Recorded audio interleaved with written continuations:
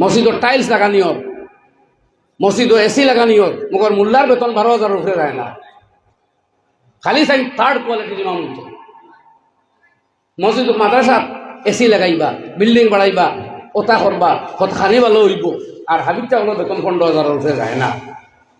15,000 বেতন হইল রোজ 500, হিসাবও সবাই করেন জানি। রোজ কত? মাটি হামলা, বাস হামলা, অগুর বেতন 500-600 রোজ। তার পারি দৈনিক কোরআনের খাদিমর বেতন মাটি হামলার বেতনের সমান হয় না। খালি বরকত, খালি হইব বরকত। ওটা বরকত তুমিও কিছু গোছো না। আমি তো হই ইমাম সাহেব খাবার লওয়া যাইব, দোকানত গিয়া হইব দাম কত, বলে 700 টাকা, বলে 70 নেও দেও, বলে আর খানো, বলে বরকত। প্রাইভেট স্কুলে বাচ্চা পড়াইব ইমামে, 6,000 টাকা ভর্তি ফিস দিব, 1,000, 5,000 নাই, খানো, বলে বরকত। মানব? ফার্মেসিত যাইব, চিকিৎসা করাইব।